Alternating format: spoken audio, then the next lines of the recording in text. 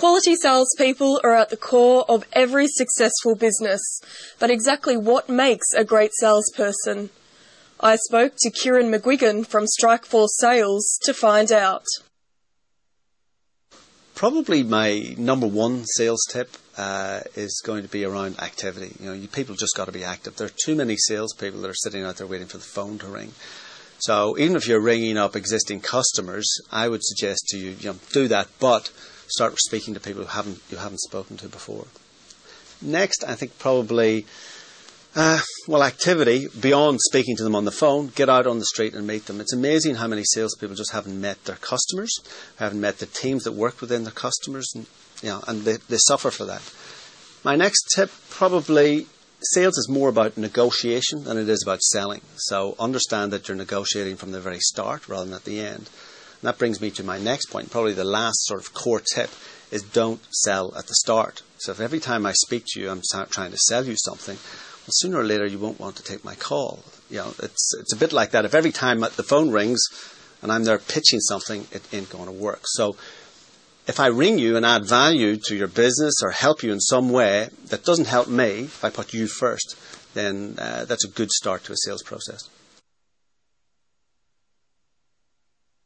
Technique can be taught.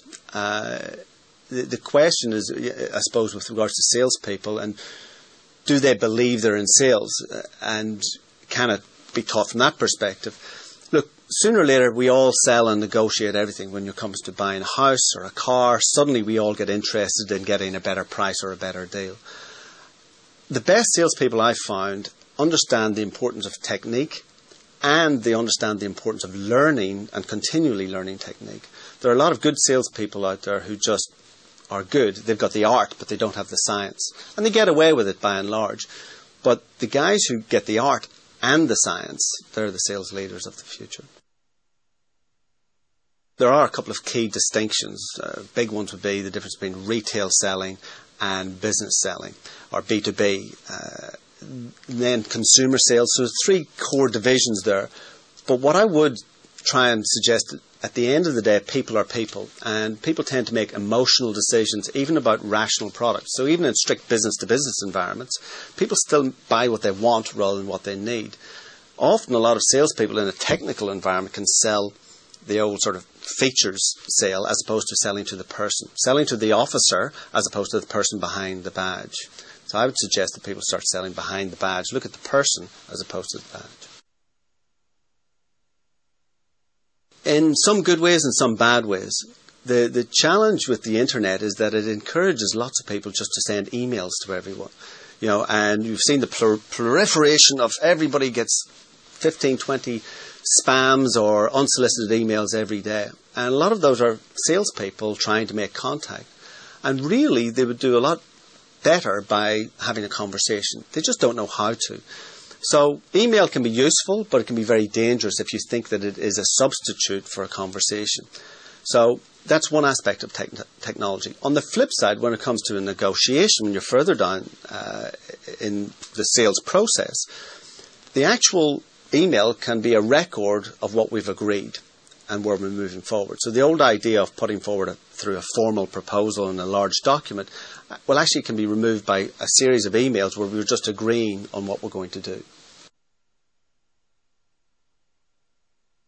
Salespeople in general, and people in general, are motivated by what they want to achieve. Too many companies look at their sales team and say, we want to hit this target, we've got to hit X million dollars or X plus 10%.